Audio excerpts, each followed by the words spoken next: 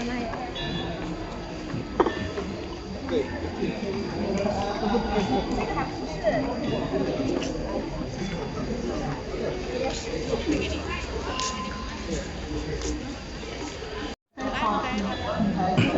mau masuk ke Borobudur.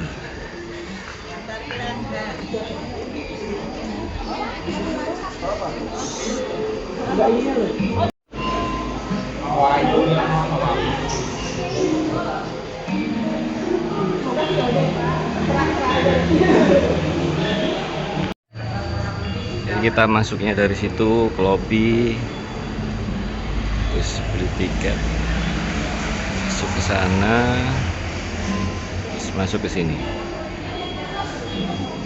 Kita lanjut menuju ke Candi Borobudur ya.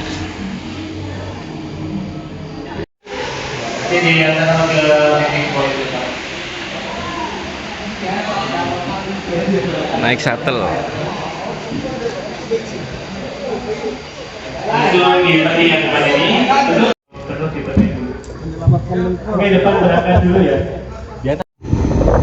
Udah di shuttle.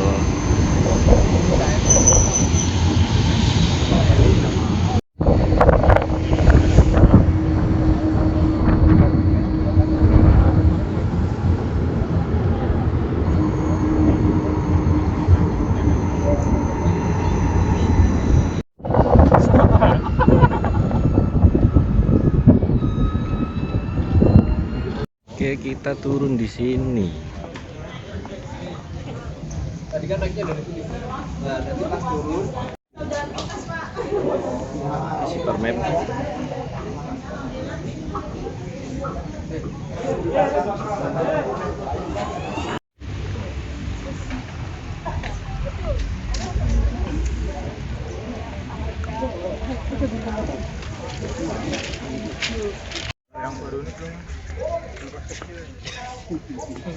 Kita ke tempat penukaran sendal dulu.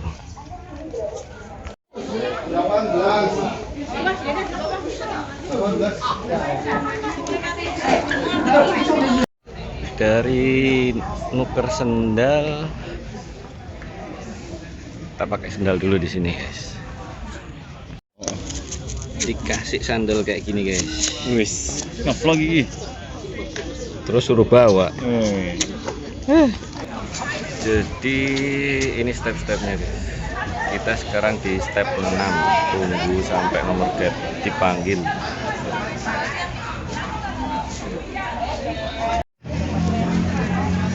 Ada jam-jamnya. Nanti silakan ikutin saya terus. Tour guide-nya. Karena apa? Nanti kita baru bisa naik ke Candi Borobudur di jam 11. Oke? Sebelum jam 11. Ini hari nggak apa-apa. Cuma satu kali. Ini dibagi 8 sesi. Mulai dari jam 9 sampai jam 4. Per sesi hanya 1 jam. Jadi nanti orang-orang yang di atas ini kita naik dekat turun. Udah dipidanakan tapi batal, uang nggak kembali. Cuma gitu doang, Pak. Benar tuh. Mulai nanjak. Kurang lebih 150 anak tangga. Lu ya orang sama-sama orang sono. Siapa nang lupa.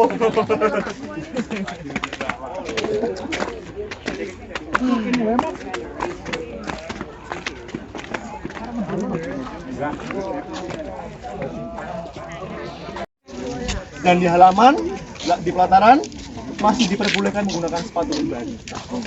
Ya, kenapa kok pakai sendal? Jadi regulasi ini dimulai setelah COVID. Semua regulasi baru ini setelah COVID semua. Karena memang ada kemungkinan kalau kita pakai sepatu yang biasa itu bisa bawa kerikil ke atas, bisa bikin stretch. Makanya kita kasih yang flat, dia gak ada kerikil yang masuk. Toh ini juga memutarkan ekonomi warga sekitar. Ini 100% buatan dari warga desa. Dan akan saya sambil jelasin masalah Candi Borobudur ini. Yang paling basic jelas, kita ngomong masalah usia aja. Candi ini usianya sudah lebih dari 1200 tahun. Karena menurut literatur yang kami baca, candi ini dibangun di abad ke-8 di masa kejayaan kerajaan Mataram kuno. Mataram Hindu Buddha. Jadi Mataram ini punya 3 dinasti utama. Yang pertama bernama dinasti Sailendra. Oke. Orang IPA mas. Dinasti Cendana. Jadi Solo.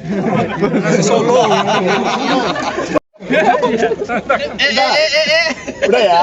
Jadi yang dinasti pertama itu dinasti Sanjaya, bercorak agama Hindu. Oke, yang kedua dinasti Sailendra, bercorak agama Buddha. Yang ketiga dinasti Isyana. Di sana. Udah, udah klasik jok seperti itu.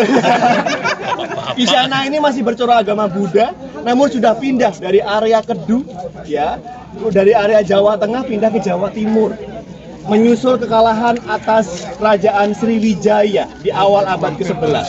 Plus adanya bencana alam Gunung Merapi tahun 1006 kurang lebihnya.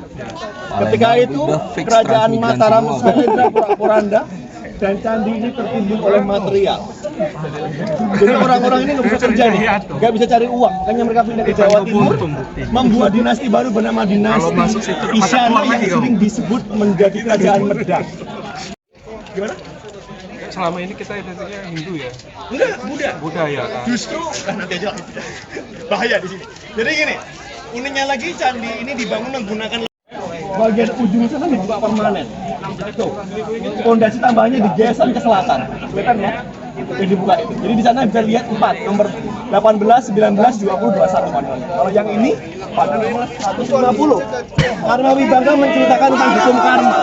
Jadi ini menceritakan tentang sendal yang Anda pakai saat ini.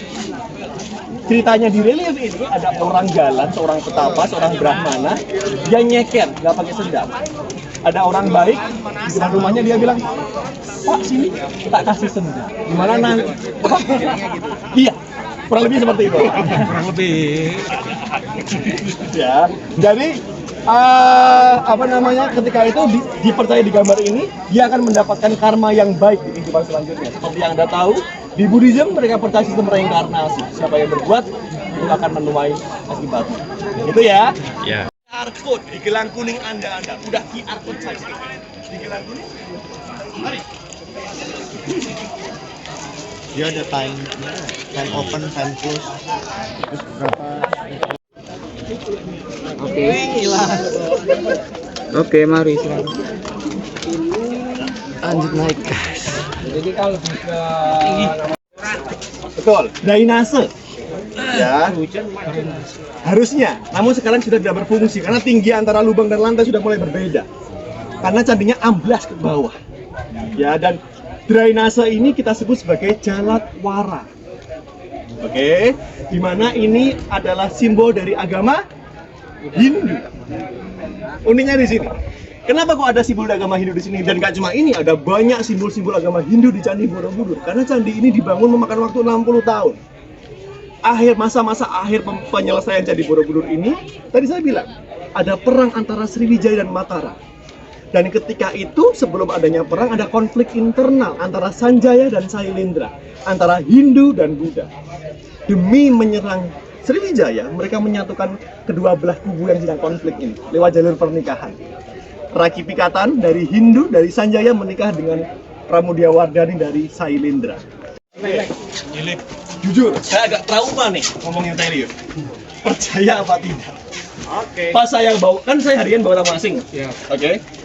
Ada kalanya saya bawa tamu domestik seperti hari ini. Pak saya bawa tamu domestik lagi ngomongin relief, ada satu orang berdiri dengan gagahnya. Mas, jangan mencoba membuat kami percaya akan cerita emas. Lah, kok gitu kan? Jadi dia merasa kita malah mengajak orang untuk join ke agama yang lain. Padahal tidak sama sekali. Kita ngomongin apa arti relief ini saja. Ya, yuk kita sana yuk, biar nggak ramai di sini. 460 relief semuanya. 1460. Ini dihitung satu ya. Ini satu relief. Ini satu relief. Di belakang Anda pun sama, maaf ya Pak ya. Ini juga satu relief kecil. Ini ukurannya beda-beda. Ya, dibagi menjadi 5 cerita utama. Di lantai 3 sebelah atas ini cerita tentang kehidupan sang Buddha. Di mana Buddha di sini adalah Siddhartha Gautama. Di dalam agama Buddha, Buddha nggak cuma satu, Buddha bukan Tuhan. Di Muslim mungkin hampir sama dengan Rasul kali ya, seperti guru. Jadi Buddha itu setiap generasi ada terus. Jadi yang di sini namanya Siddhartha, di Buddha kehidupan selanjutnya ada namanya Maitreya. Makanya kita kalau main ke China, kita akan melihat Buddha yang lebih gendut. Iya betul sekali. Umat Buddha ketika beribadah di Borobudur dia cuma muter 3 sampai 7 kali setiap lantainya ada 10 lantai semua. Namanya pradaksina, searah jarum jam. Kalau umat muslim di Mekah ke kanan, kebalikan arah jarum jam. Ada yang bilang kalau Buddha itu modalnya mengambil energi dari langit karena kebalikan arah jarum jam. Kalau muslim mengirimkan energi ke atas. Gitu filosofi. Ya. Terus cerita ini dimulai ketika seorang calon Buddha sebagai Nepal. Ini rajanya, ini ratunya. Dia sudah menikah tahun-tahunan namun belum dikaruniai omongan. Hingga nanti kita lanjut ke sana.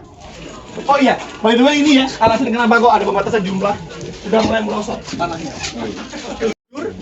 Didampingi oleh para dayangnya di sini, dia bermimpi seekor gajah putih. Di sini gajahnya, ini belalainya, ini ekornya, dia nangkring di atas teratai. Ini teratainya ya. Dia mimpi seekor gajah putih ini masuk ke dalam rahimnya. Oke, saking bingungnya dengan mimpinya, ketika dia bangun dia tanya sama suaminya, "Bang, arti mimpi adek apa ya?" Kan gitu. Ternyata sang suami pun takut mengartikan kalau salah, makanya mereka mengunjungi seorang petapa suci. Menurut cerita dari Lalita Viswamati. Kita geser ke sana yuk. Kita kasih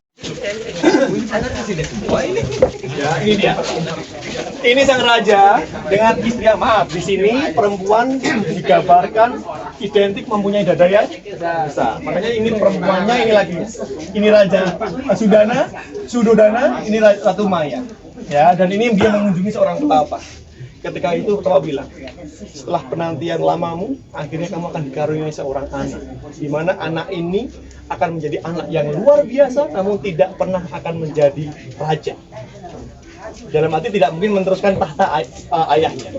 Makanya nanti ketika Siddhartha ini sudah lahir, ayahnya selalu menjaga Siddhartha biar tidak terpengaruh oleh dunia luar. Dia selalu menjaga anaknya selalu dalam kerajaan, dikasih kemewahan dan segala macam. Jadi ini adalah cerita ketika Ratu Maya hendak mudik ke tempat kampung halamannya karena dia ingin melahirkan di samping ibunya biar ada yang ngurus anak. Ini perjalanan Ratu Maya dengan para pengawalnya. Di tengah jalan kok udah kontraksi, makanya dia lahirannya tidak di rumah sakit, malah di sebuah taman yang disebut Taman Lumbini. Di Nepal, sama di Nepal. Ini ceritanya ya. Nih. Ratu Maya ketika di sebuah taman yang disebut Taman Lumbini di bawah pohon sala. Kalau Anda tahu pohon sala, pohon khas di India sana dan Nepal sana. Dia bunganya menjutai di bawah. Ini ada kayak duri-durinya ini, ya. Ketika itu salah, bukan salah ya. Salah. Ketika itu Ratu Maya melahirkan sambil berdiri. Walaupun jujur ada beberapa praktisi Buddhis dia percaya Ratu Maya ini Buddha ini lahirnya lewat ketiaknya Ratu Maya.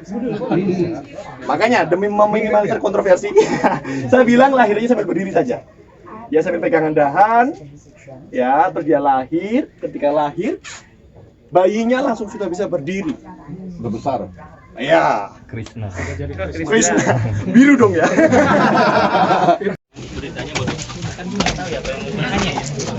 Lagi. Pak ini apa? Bapak enggak itu. Dia sana, selain warna kulit, warna model desain pakaian segala macamnya. Bahkan orang Belanda pun salah kira kan ketika masuk ke sini dia anggap sebagai India Belanda, bukan Indonesia. Karena memang looknya hampir sama. Makanya India. Kalau lengkap semuanya ada 504. Ya, kalau lengkap semuanya ada 504. Di antara 504, 247 kondisinya seperti ini, tanpa kepala, tanpa lengan. Oke? Dan kita punya dua alasan utama. Yang pertama, jelas gara-gara bencana alam. Seperti yang saya bilang tadi, candi ini ditinggalkan selama 800 tahun. Gara-gara gempa bumi, segala macam jatuh patah. Alasan kedua, pencurian. Pencurian, jelas. Makanya kalau kita main ke negara-negara Eropa, Amerika, di museum internasional mereka, kita akan melihat banyak sekali kepala Buddha, arca Buddha, bahkan arca-arca hewan yang lain dari Borobudur di tempat mereka. Karena ketika itu, mereka naik ke sini bebas, tanpa sebuah regulasi, zaman penjajahan. Plus, pemerintah Hindia Belanda juga memberikan ke beberapa negara-negara sahabatnya.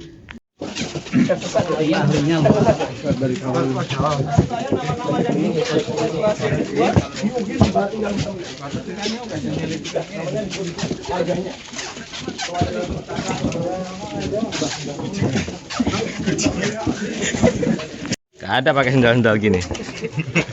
Manjat-manjat stupa masih boleh. Boleh. Foto-foto di atas ini kan?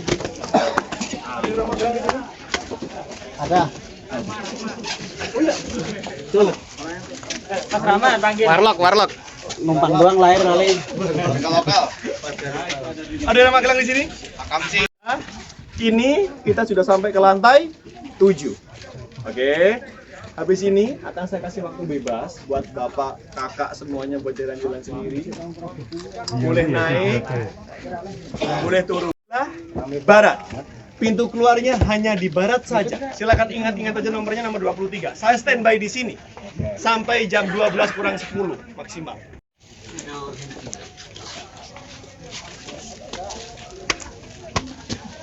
Naik ke puncak.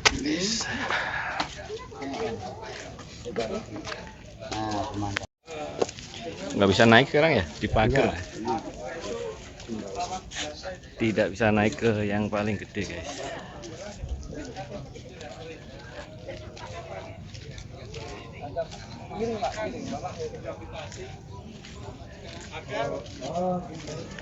View dari atas cakep banget ya.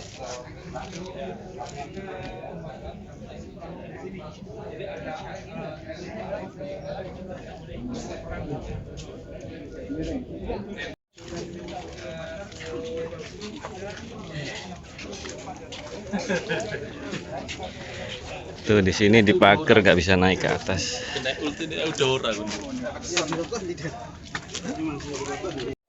Pemandangan dari atas Borobudur. Cakep.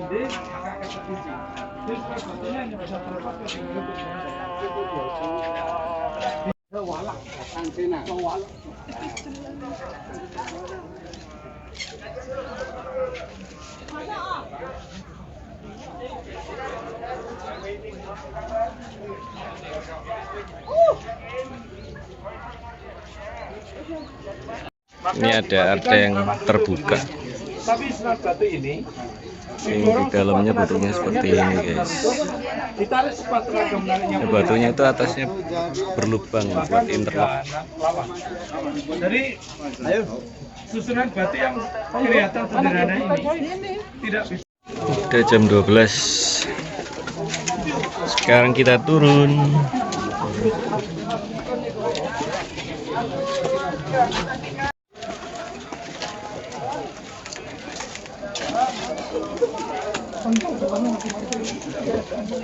Turun ya.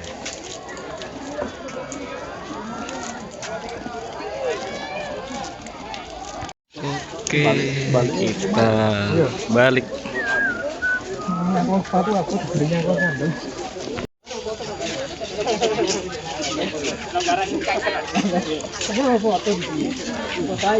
Ada shuttle ke parkiran.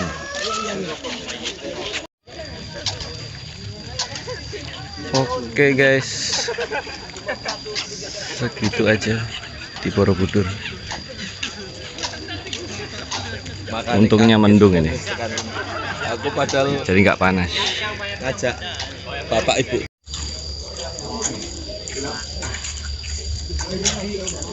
Keluar guys.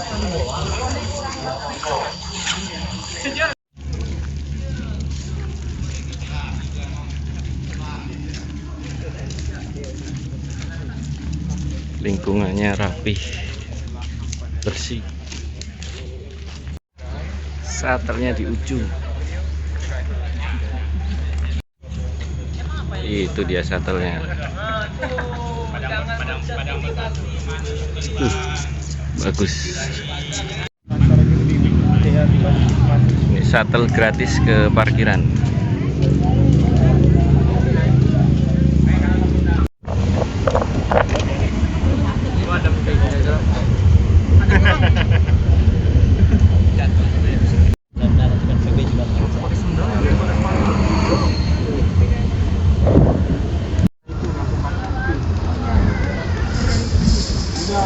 dikasih nggak sampai Ukraina.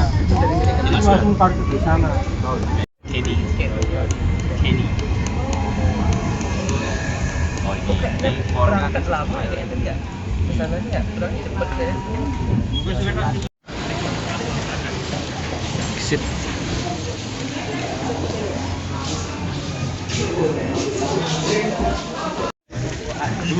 Kita keluar guys. Lah, kemana kita? Tadi kan masuk dari Keluarnya ngelewatin produk-produk UMKM.